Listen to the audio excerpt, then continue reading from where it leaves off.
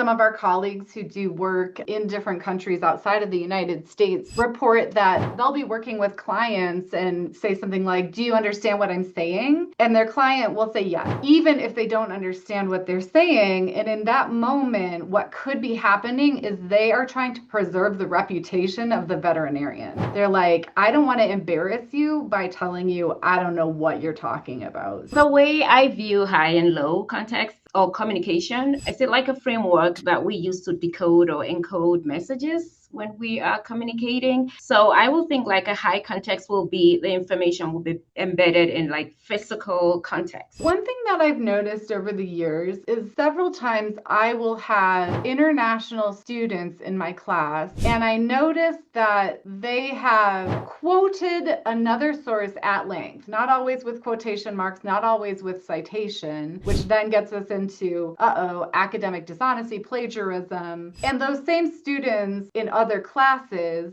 experience being failed.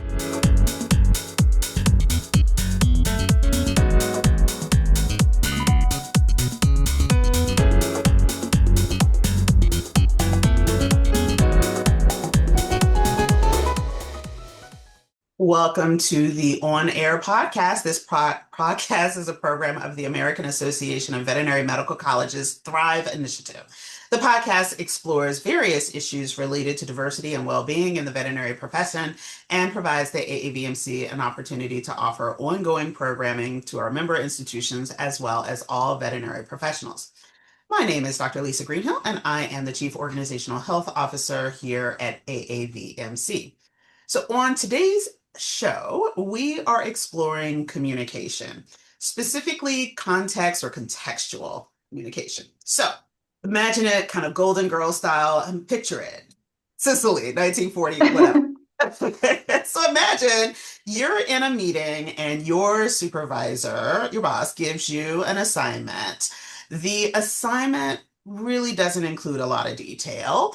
And it seems like a lot of information about the assignment is assumed or implied with some nonverbals. Maybe there's some eyebrows, maybe there's a head nod, like you got it, right? But you're kind of stumped. Or the inverse, where your boss gives you so much detail that you feel kind of like, well, dang, why didn't you just do this project yourself? It's like you're telling me literally step by step what to do. Personally, I tend to lean on closer on this end of the spectrum where you can sometimes find me, and it's not personal, hear me. It's not at all a commentary on the individual, but it's the communication style where I can be often sometimes seen counting ceiling tiles. Now, that might be context communication. It might be some ADHD in there as well, or that sitting at that intersection. But I can't, like, if there's too much detail, I can't lock in, right? Because it's just too much information. So, well, this can be the difference seen across the context communication spectrum, and it can really leave a lot lost in translation. So we're going to talk about that today with my wonderful guests, Dr. Maria Yusuf and Naomi Nishi of Colorado State University. Welcome. How are you? Good, thank you. Awesome. All right. So, as is the custom on our show, we're going to start with some introductions. Maria, tell us a little bit about yourself. Well, thank you, Lisa, and I'm happy to be here. My name is Maria Yusuf, and my pronouns are she, her. I'm on my way to becoming a doctor. I'm not fully a doctor yet. I'm still in school. So thank you for that. I'm currently the Associate Director of Wellbeing at Colorado State University's College of Veterinary Medicine and Biomedical Sciences. I would say I have over a decade experience in higher education, but mostly I have been, my practice has been in finance and human resources. So I am originally from northeastern part of Nigeria. I moved to the United States 14 years ago. And so I kind of draw from my lived experience with intercultural communications in my daily work to connect with students and support staff and faculty as well. And like I mentioned earlier, I'm currently pursuing a PhD in organizational learning, performance, and change here at CSU. Thank you. Awesome. Awesome. Well, Doctor in the queue. Yes, we're very excited to have you on the show. And welcome back, Naomi. Thank you. Glad to Tell be us a little bit here. about yourselves for the folks that are Yeah, new. of course. Naomi Nishi. My pronouns are she, her. I'm the Associate Dean of Culture, Community, and Accessible Care here at Colorado State University's College of Vet Med and Biomedical Sciences. Relevant to our conversation today, my Bachelor of Science is in Scientific and Technical Communication. And then I have a master's degree in international and intercultural communication, which is why some of these topics that Maria has joined me in presenting in some various places kind of came about. So I've been here at CSU for 4.5 years. I should also say I gave you my master's and bachelor's, but my PhD is in education and human development. Fantastic. Welcome back to the show. So I have also done high-low context communication training at AAVMC. I'm hoping to resume some trainings, hopefully maybe later this year. It is one of my favorite trainings. I also make people play Pictionary because some people get really into Pictionary, and then some people are like, here is my stick figure. Mhm. Do you not understand what the stick figure means? Lot of Right? pointing. Right? So Naomi, whoa, I'm going to start with you. What exactly is context or contextual communication? Yeah, so contextual communication is really looking at all of the things within the climate and the environment in which we are communicating.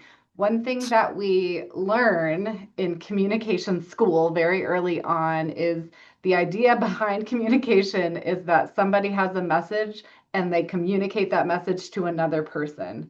But the other thing we learn is it is probably impossible that the full intent and what the person sharing the message is describing ever is received in exactly the way intended. Even if I'm communicating with my sister, who I grew up with, and we know each other as well as anybody can know each other, when I say something to her, the context is going to shift. Our Sure. roles, our relationship will shift what I'm meaning to say to her and how she's receiving it. And that happens to varying degrees when we start bringing in cultural differences, any other kind of differences. We see that message gets disrupted in new and unique ways. So that's the context we're talking That's the about. context Yeah. piece. Anything you want to add, Maria? Yeah, I think that's wonderful, Naomi. I was just going to say that in the way that we view this context in terms of the circumstances, the conditions, or the contributing forces that affect the way we connect with people, sometimes we tend to put it into brackets of, I would call it internal context or external context. So we're thinking about all the strengths you bring in. If we're thinking about how we're internalizing it and your skills, your values, all coming into that communication, or it could be broader, like Naomi mentioned, and that will be the physical spaces, the social cues, and everything. So it's just a lot going on when we're talking Yeah. about context. Yeah. So Yeah. tell us, either one of you, tell us a little bit about, I guess, some of the research that kind of underpins this. I kind of usually in my own training kind of think about it in terms of a spectrum where there's like that high, low, right? But that's might be an oversimplification, I think, in the grand scheme of things. But tell us a little bit about kind of some of the comms research that kind of goes into this. So, on the intercultural communication side, most of the sort of basis for a lot of the research and these sort of spectra that we start talking about Mhm. was established by Geertz Hofstede, who, gosh, not going to remember years, but we're talking like 80s and 90s. Okay. He's an anthropologist who was doing research looking at different cultures and kind of placing them on a spectra. I'll say that a lot of intercultural communication research has veered from that and complicated that, and we can talk about all the complicating factors and ways we can use and misuse some of this research. But that was a lot of where these cultural spectra and cultural dimensions came out of was Hofstede. Okay, great. So yeah, we'll get into we'll get into the messy, but let's try to. But so Maria, what do we mean by high or low context? Like, what does high context kind of, what does it mean? What does it look like or sound like? Well, the way I view high and low context or communication, I see it like a framework. Mm-hmm. I see it like a framework that we use to decode or encode messages when we are communicating. So I will think like a high context will be the information will be embedded in like physical context. So kind of you're not using too much words to express yourself. And when we say low communication, low context or low communication, that will be you're using actually verbal language to express whatever you're trying to say. So simply put. Got it. So back to my example in the opening. And I'm sure that we've all had bosses. And again, this is not these are bad boss things. Like this is just communication style, right? The boss or colleague that is like, hey, got this project. 1, 2, 3. There's the framework. So, and we got MCA. Go forth into the project, right? So I am guessing that would be more high context, right? So less words, more maybe nonverbals, right? Or nonverbals versus the boss that is like, and on page 32 of the document that I would like for you to use, like they're just going into a level of detail that makes the high context person want to jump. Like, but really, it's they don't want you to miss anything. They're using lots of words. They might be bringing in other materials and references and all of this stuff. Yes, so that would be lower context. Yeah. Yes. Okay. I'll jump in here to say it of course gets complicated really quickly because we're talking about in sort of one particular subculture, Right. what high and low context might look like. But when we look cultural, and this is where it's always fascinating for Maria and I working together because she really is coming from a high context culture, and I am coming from a low context culture.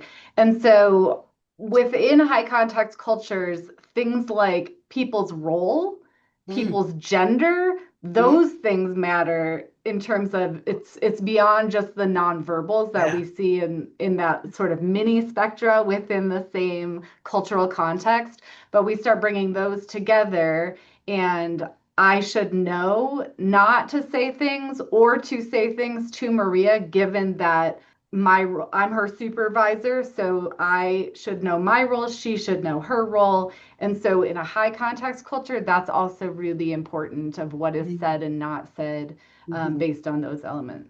I imagine that it also makes it like when you add these other dimensions, right? It makes it hard for either side potentially. Like one side is going to ask a million follow-ups, and the other side is like, OMG, when is this day? Yep. And so the answers get shorter and shorter and shorter and shorter and shorter. Well, and that gives us an opportunity to also apply it within a vet med context. Because if we look at this sort of face saving phenomenon that's very cultural, one thing that some of our colleagues who do work in different countries outside of the United States report that they'll be working with clients and say something like, "Do you understand what I'm saying?" And their client will say yes, even if they don't understand what they're saying. And in that moment, what could be happening is they are trying to preserve the reputation of the veterinarian. They're like, I don't want to embarrass you by telling you I don't know what you're talking about. So I'm just going to say yes and nod and then maybe figure it out later or not. Oh, wow. So that's fascinating because I guess I assumed that it was face saving For the for the person. client It could be part because of I'm it. like, I don't know what they said, but Yeah. they're the docs. So sure, that sounds like a good idea. Right? And yeah, and I will jump into it because I find that fascinating, just as you were talking about it, Naomi, because sometimes even in the context of in a classroom, for example, Mm. you could have a professor even affirm to students and say, hey, you can challenge my feedback or tell me if you don't agree. I know that that really happened to me when I moved into the United States for my graduate school. And the professor shared that, and myself and a friend of mine in class who is from Asia, and we just looked at each other and like we giggled and like that's a trap, you know. So sometimes even when you're welcome or invited, you need to like practice. You need time to gain momentum to actually put that into practice. So it's also that piece of face saving coming in. I'm like, I know you said that, but I'm not gonna do it. Even within the story, this example, Maria, there's yet another example where you and the colleague are like, nonverbal is like, yeah. And Yeah. like there's a You got whole it. conversation that happened. Yep. Like, you heard that too, That's the right? Yeah, we're trap. not doing that. We're not doing that. So, okay, no, right?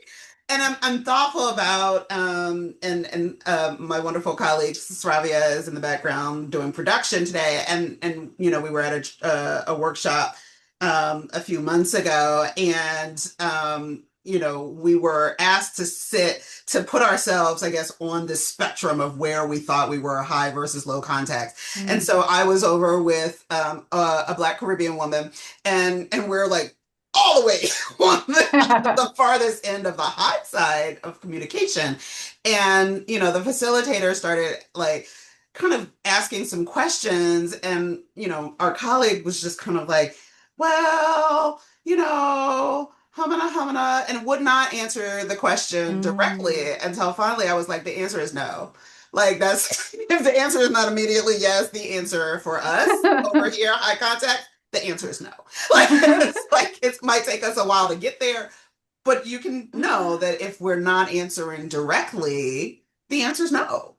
But we really want it trying to be, and that's also, I imagine, Naomi, a face saving Yeah. thing, less for us. And in Yeah. that case, it is like, oh, we don't really want to tell the facilitator no.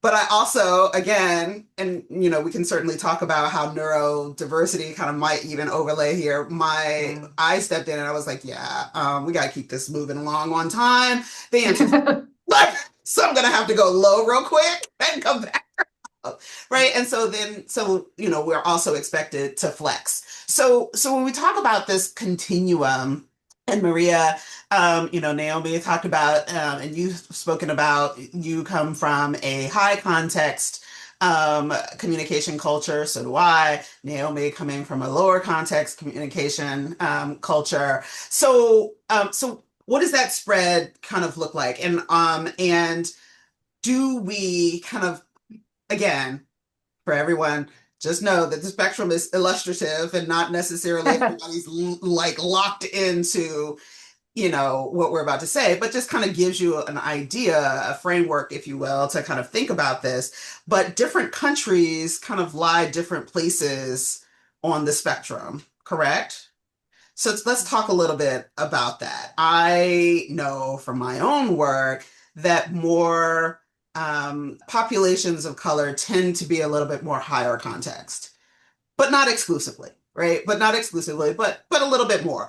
Western white communities tend to be a little bit more lower context. Lots of words. We like lots of words. And then there are those of us who fit into multiple categories, and we are just kind of out here doing our best. So tell us a little bit about kind of that spectrum. Naomi? Yeah, so I think you're illustrating it beautifully. It's as you were describing it, Lisa, I was thinking about like what you're describing is almost like a form of code switching, right? Yes. You play both. And Yeah. I've seen you play both. In different circumstances, I've Yeah. seen you be way low context in your communication, but then I've also seen a very high high context way of communicating as well.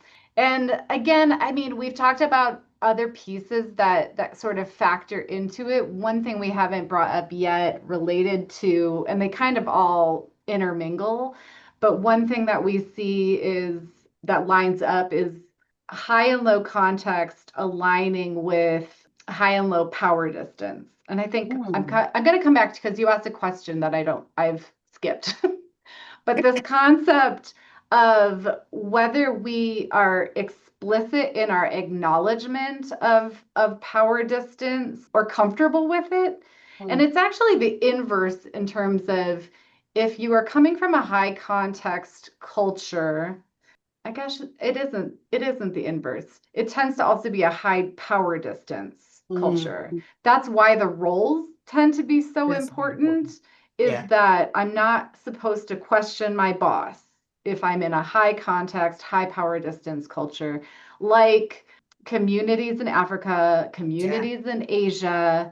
But if I am in in white US contexts, we'll say, or the UK, we would say this tends to be low context. So we're explicit in our language. We're saying what we mean, so to speak, but we're also low power distance. And we had a great conversation about this at AAVMC that I would love to just bring into this one as well, because low power distance means that we all pretend that we're on the same level. We love to talk to people who are at a much higher level, or especially if people who are at a much lower level than us in terms of position or class, etc., and be like, oh, we're all the same. We all have the same voice. Everybody's voice is important. We say that all the time, but rarely is that what we see happen in practice. There is still that same power distance, but we have this weird phenomenon in these Western white cultures of like, let's pretend like it's all flattened.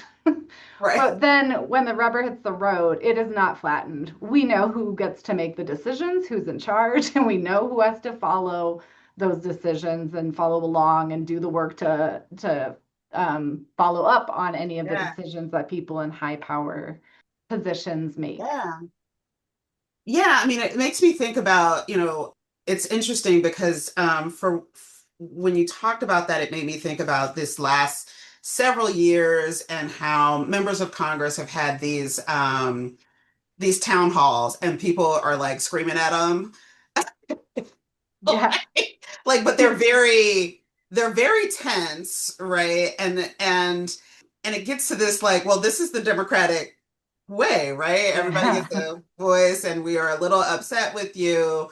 So we've come to this town hall to tell you like about yourself. It wasn't quite supposed to be that way, right? But there's also this, because we revere politicians to some degree, revere for some folks may or may not be the appropriate word, but we hold them in some kind of regard, right?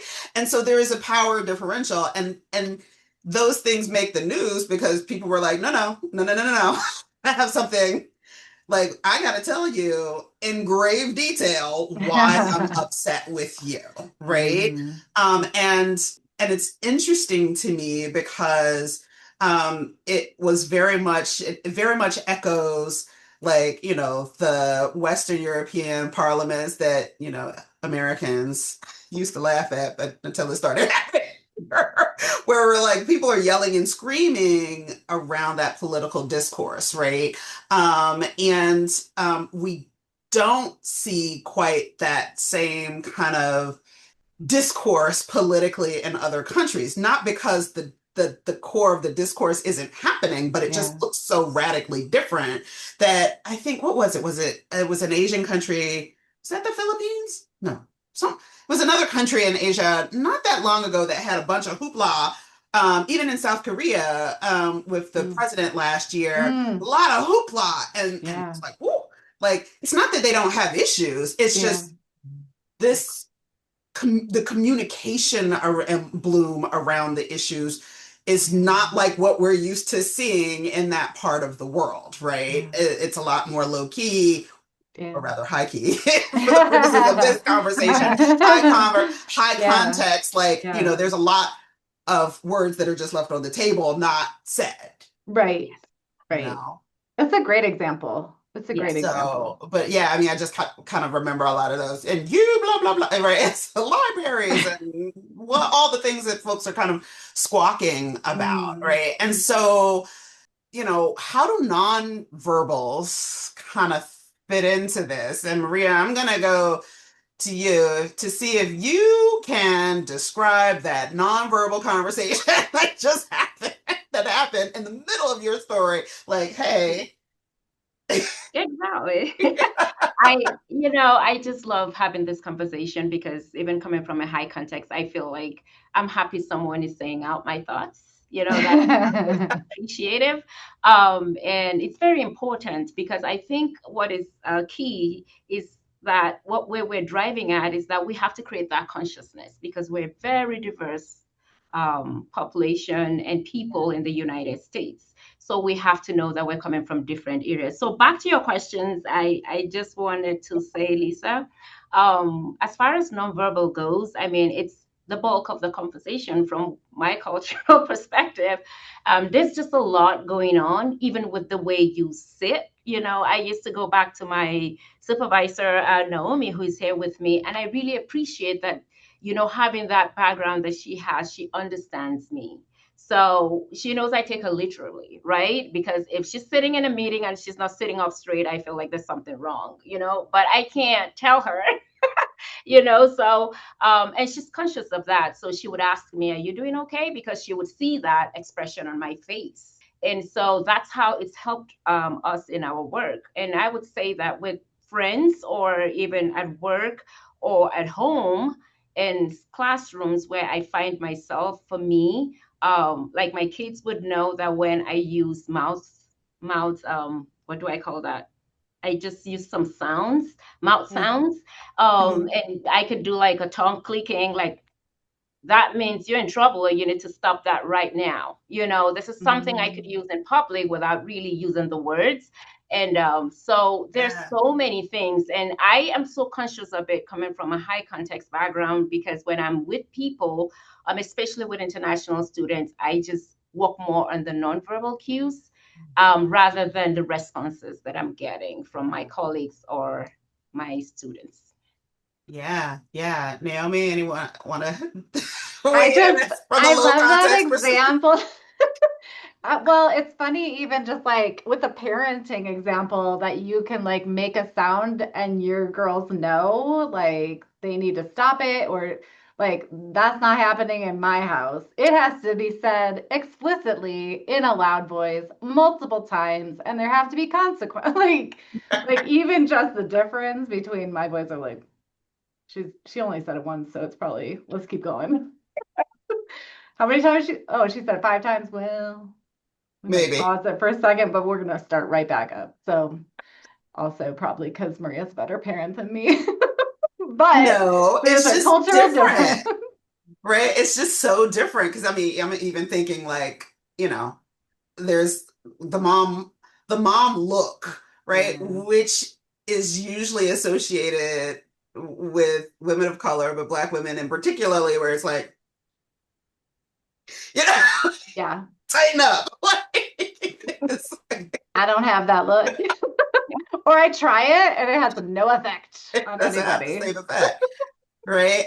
But another really popular example, and hopefully maybe we can include a link to it. But it's like a minute long, so it's not a meme, but it's a little video, and it's and Kiki Palmer and Yvette Nicole Brown are like playing a game, and Kiki Palmer just, you know, it's kind of like $25,000 pyramid or whatever. You have to like give a clue, right? And the clue was rose. And then for the next minute, she is giving intense eye.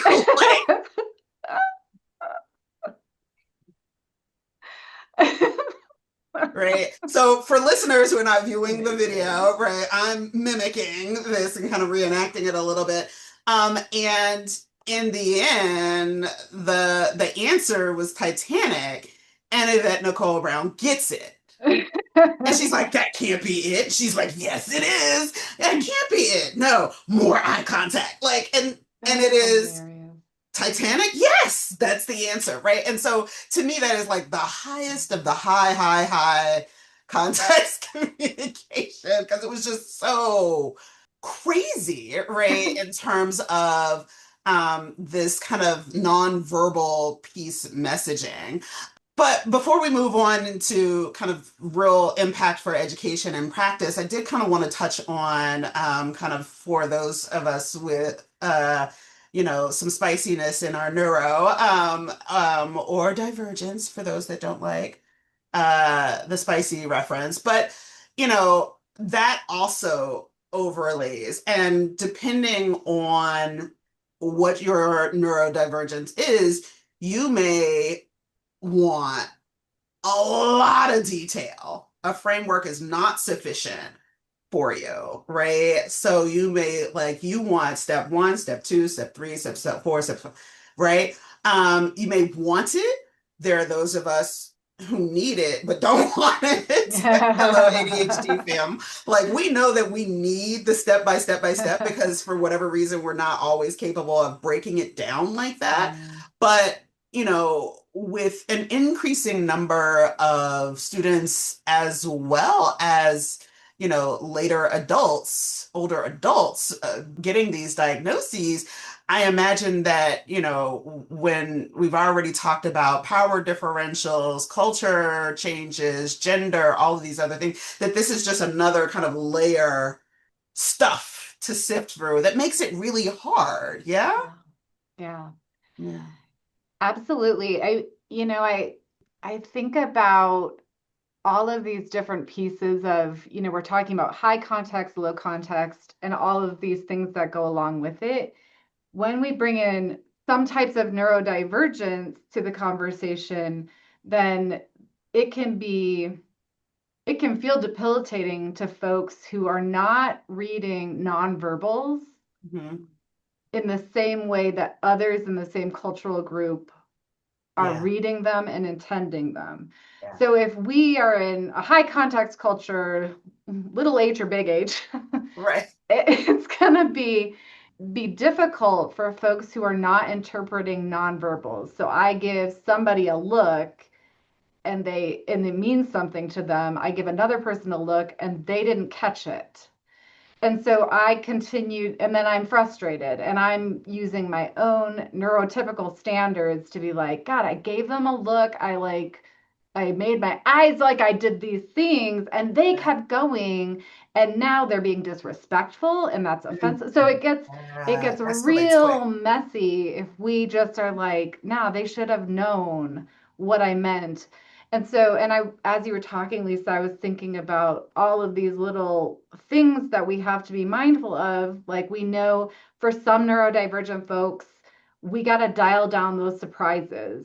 And so how do we do that in education and in other forms? Let people know what this experience is going to be like before they have it, so that they are not experiencing and sort of readjusting within a situation they didn't expect to find themselves in. So the more we can do to tell students, to tell colleagues, like, here's the plan, here's even physical space, where are you going to go?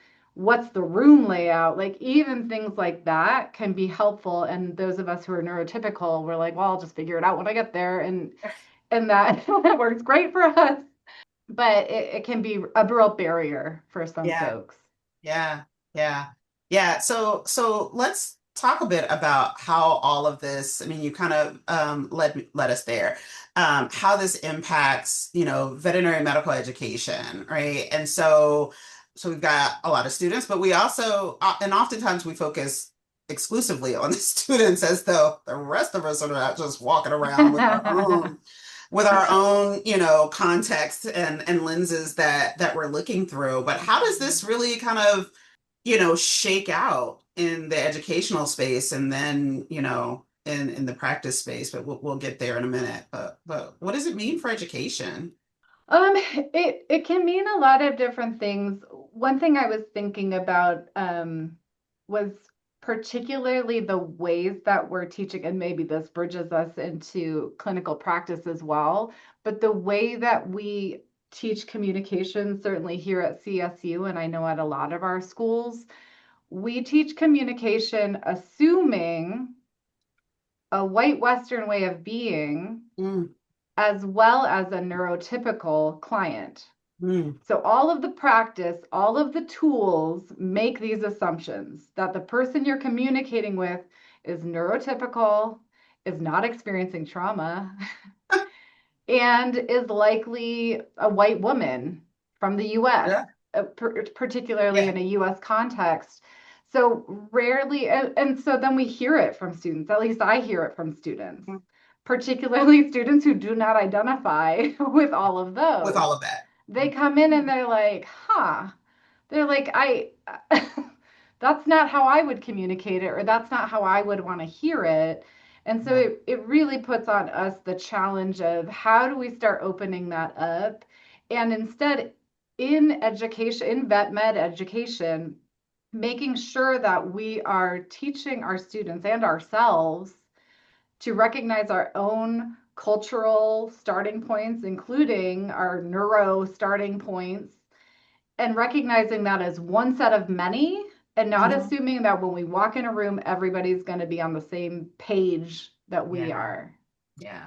I like the way you put it, Naomi. And because as you were talking, I was thinking about how often we just assume that we are more comfortable. Our default is to start from what we know, but being conscious of the fact that we need to hold room for understanding and hold room to learn too, and also explore. And we do that through practicing active listening and watching all these verbal cues and learning and asking questions as well, and not assuming that everyone, even though that's what we're taught or that's the norm, just because it happened to us during our time doesn't mean that we can't unlearn and relearn and do it better. So I thought of another example that Maria and I were chatting about earlier too, particularly in academic spaces. So I've taught a lot of college courses over my time, most of them not in vet med spaces, although that's continuing to shift. And so I tend to have my students write papers, and that's what their midterm is, that's what their final is. I'm not an exam faculty type. Sure. And it just doesn't work for the types of things I'm teaching either. But one thing that I've noticed over the years is several times I will have international students in my class, and I notice that they have, and they're not trying to hide anything, but they've quoted another source at length, not always with quotation marks, not always with citation, which then gets us into, academic dishonesty, plagiarism. And those same students in other classes experience being failed. The moment they do that, they fail. But what I would notice is we'd have a conversation, and it was a very cultural way of engaging in the academy. And when I asked them to write a paper sharing their own thoughts, researched, but sharing their own thoughts on something, they had a hard time doing that because culturally they were like, who am I to share my opinions on something that we have all these experts who have told us what it's about? So they are focused on this expert said this and this expert said that, and they find it offensive for them to share their own opinion. So, and again, I'm taking a white Western starting point as I come into this class saying like, yeah, tell us what you think and do the research and then create an argument. And they're like, I don't think so. And Maria and I were just discussing like, well, what does that mean in vet med? And we were like thinking about, particularly for clinical education, some cultural groups might be far less, and some neurodivergent folks might be less likely to ask questions of their faculty member if they're being asked to demonstrate their own clinical reasoning, having a harder time creating that for themselves because they want to stick to what the experts have said. So they're like, I don't think Yeah. it's a good idea that I start coming up with new ways of doing things. And sometimes we're asking that. And not that we shouldn't ask that, but we have to be cognizant that not everyone's like, cool, I'll do that right now. I'm going to need to see why and how it works and make sure Yeah. we're reframing things a little bit so it works in different cultural contexts. Yeah, I mean, it gets into that what high context groups recognize as power and expertise, right? Mm-hmm. And the value of the sage on the stage, right? Like, oh well, they wrote this, they wrote this. They wrote it. That's important. Their name is on it.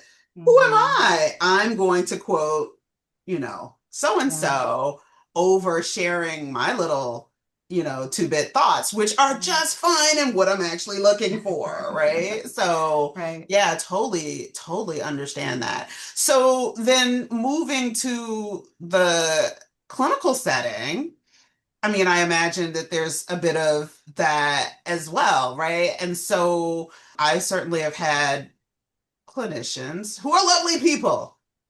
Dis Disclaimer, lovely people, but like didn't ask me what the questions were that I'm like, no, these are the answers that I have, anticipating what the questions will be, which may or may not also be a high context kind of thing. Like I know what I'm here to talk about. What are you here to talk about? And sometimes, despite the fact that there's a dog in between us and a clinical exam, we're still not quite, we're both talking about the dog, but we're not quite in the same neighborhood yet, Mm-hmm. right? We're not quite in the same neighborhood, but I am also trying to lean into their expertise, so I don't want to get too far ahead because then I might end up being one of those clients,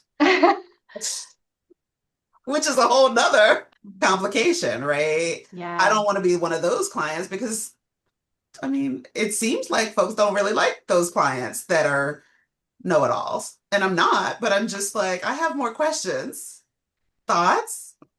It's like Lisa's that one of those, already one of those clients. It's fine. No, But I mean, I do. I think yep. it is tough when you're in that environment. And yes, we're also, whether you're in a health profession or not, there is this cultural norm of deference Yeah.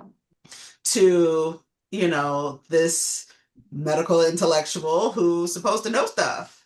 Yep. Yep. It's funny because it's really a microcosm or a microculture within the culture, right? Because we were just talking about like power distance and flattening it.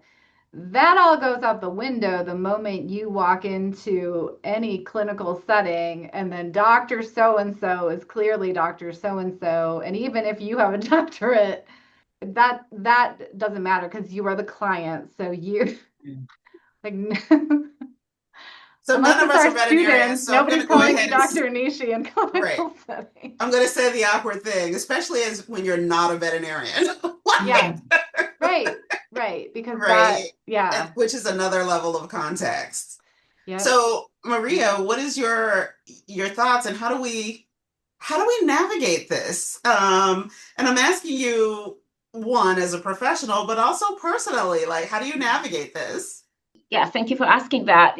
As we had this discussion earlier today too with Dr. Nishi, we were wondering, like, based on my experience, I would not engage if I were to, if it's coming from the doctor, he knows it all. But I feel like it's going to take another layer of follow up, to build that trust and to make me comfortable, to make me feel like my voice would be heard at that point, Mm-hmm. or it even matters at all. So whether it's through nonverbal cues, by listening to me or affirming or just telling me, what do you think?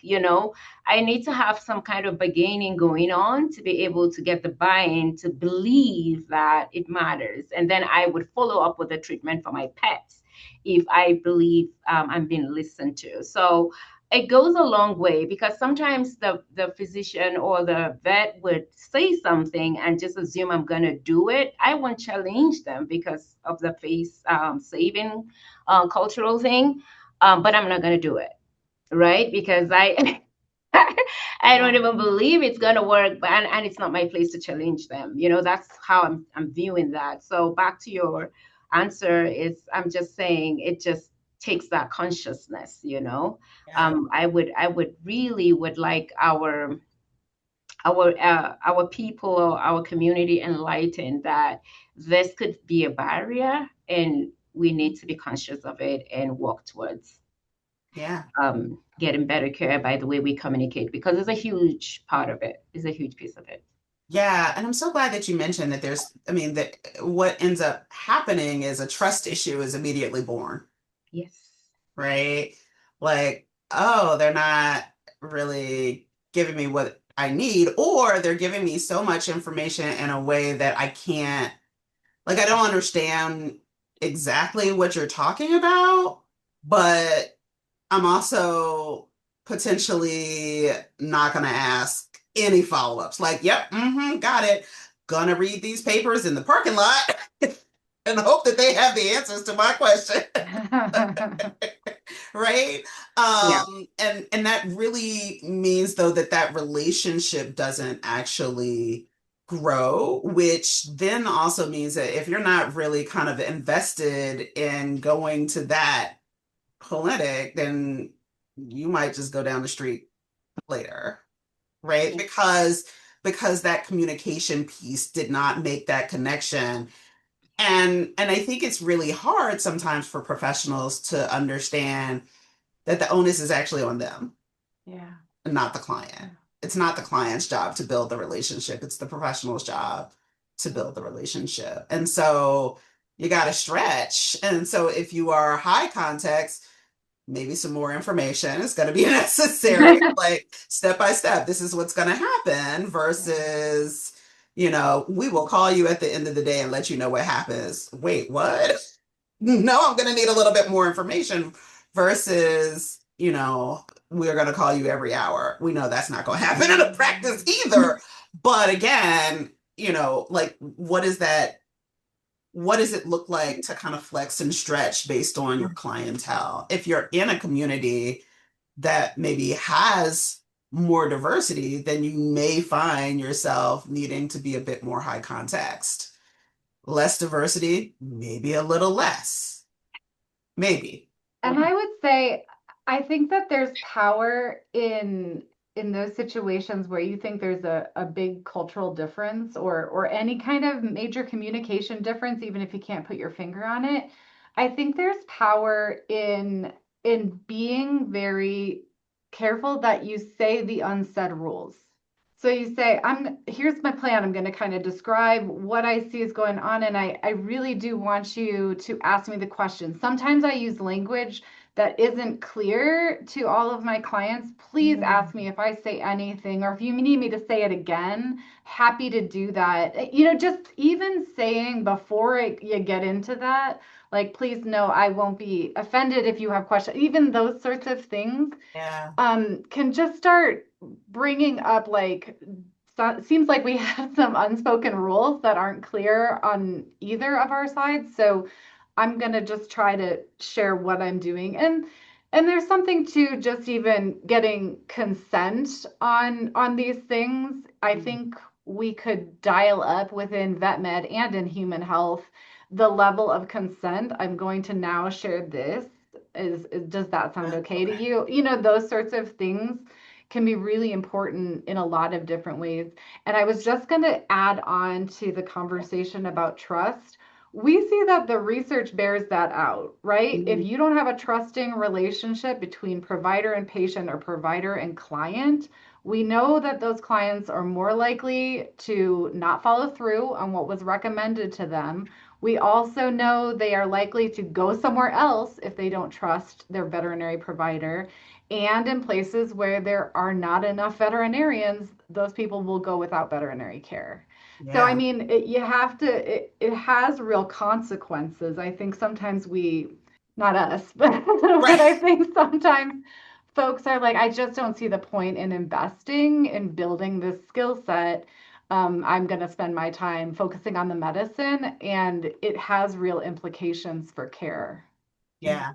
Well, and I mean, of course, and Naomi and I have joked about this a lot. So join the club, Maria, where it's like, the number of veterinary professionals writ large that are like, I wanted to be a veterinarian because I don't like people. And I'm like, okay, we're starting in a rough place on the contextual communication, right? Yeah. Like, I don't have time for that. like, right, like we're starting off like in no man's land, like context communication, like you don't even want to be here for the people, right? Much less like whether or not it's like, I work, raised eyebrows, or it's just like, yeah, I don't want to do this at all. And so, I do think though that helping people understand that this, like, that consent piece was such a great example of like, hey, I'm going to do this now. This is what's going to happen next. And this is kind of how I see things progressing or not progressing. One, it helps people, even for those of us that are higher, like what to expect. Mm. And that builds trust, right? Okay, you've told me, you've asked me, okay, I kind of understand. And you minimize the surprises, right? You kind of minimize what folks can kind of think of as surprises. And I told people, I was just sitting here thinking, because again, neurospicy brain, there's a whole nother conversation like in the back of my head happening. But I'm thinking about like grooming videos, grooming problems, grooming dog, problem cats, right? Like you were not specific enough, or like, yeah, usually it's like, hey, do what you need to do. That is high context, and you might get back a totally shaved down animal.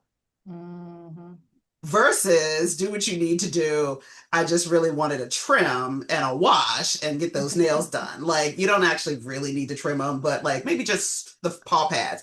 Why is my dog naked? Like, just, and again, then you're like, well, I'm not going to go back to that groomer either, just in case you can't wrap your head around specifically what it looks like in clinical practice. Like, that's that too. Like, it is. I did not expect this. I'm now surprised. And it almost always comes back to how come you didn't communicate blah, blah, blah, blah, blah, right? And so, there's this aspect of it, particularly for service professions, where you may want to just assume everybody is a little bit lower context and give a little bit more detail. Unless they're like, no, I got it. I saw it on Claude on the way here.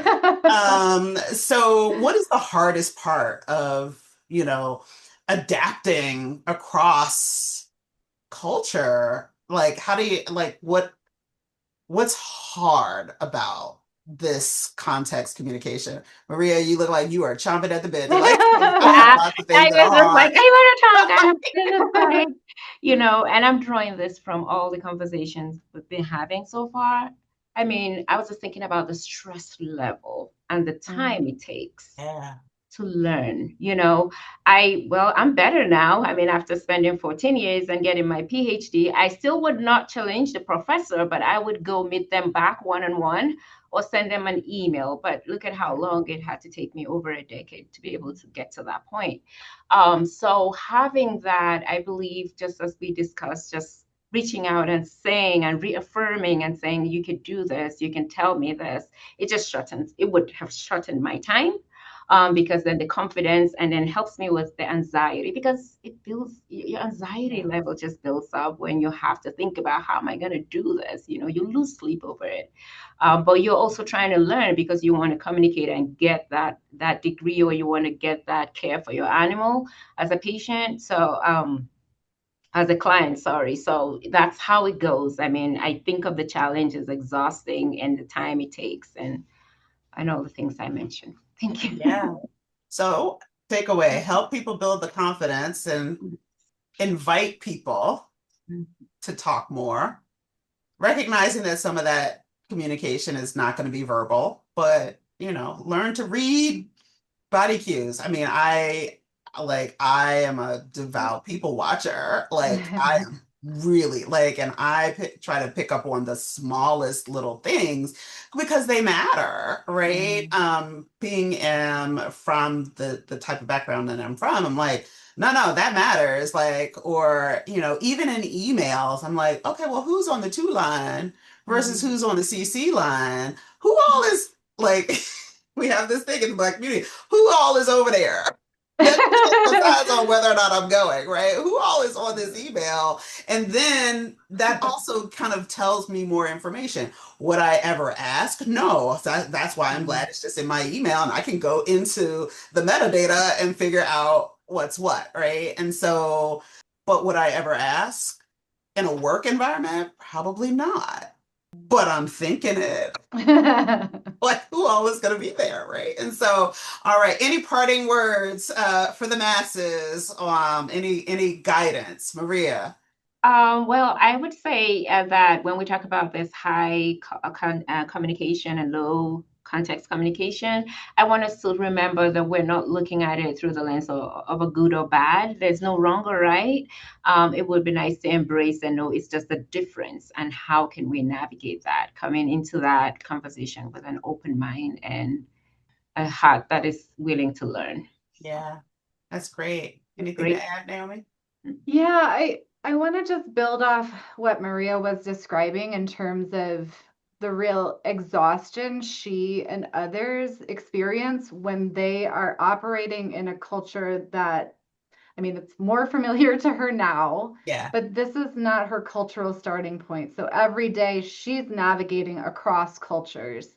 Whereas I come in every day, I don't have to navigate across cultures unless I choose to. So I do think those of us with mostly dominant identities who are from the culture that we're operating within, we really need to be taking on that labor as much as we can, knowing we can't take away that exhaustion, but making it easier for our clients, for our students to maneuver in spaces that they're less familiar with. So paying attention to what are my cultural starting points? What are the assumptions I'm walking into the room with? And how do I make sure that I'm not applying those to everybody else I meet? I'm making room for that difference, and I'm also not judging it. I'm like, that's a weird way of doing things.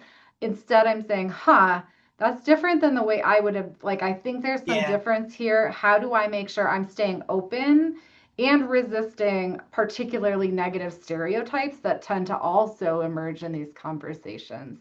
But just to kind of build off what Maria was describing, because I think that exhaustion is very real. So I want to make sure that we're putting the responsibility as much as we can on folks who are familiar with the culture and with dominant identities. Yeah. Oh, I could do this all day because I just thought of several more examples, including, oh, that's interesting. Again, tone, laden, judgy versus and that might be one version of high context versus because interesting is one of my favorite words, but also and that's it. Yep, I get you. And just recognize that it could mean oh, I see, that's different. It could also mean, for those of us, again, who are neurodivergent, I'm still processing this new information. In either case, there may be a little bit more that's coming or needs to be pulled out, right? And so, I could have this conversation all day. So maybe you guys can come back and talk about code switching, because that's also another one of my, it's a related issue and one of my favorite topics as well. So with that, gonna cut this off now, otherwise we would be here all day. So it's been another episode of AAVMC's On Air podcast. Thank you so much to Maria and Naomi for joining me in a really great discussion today on context communication.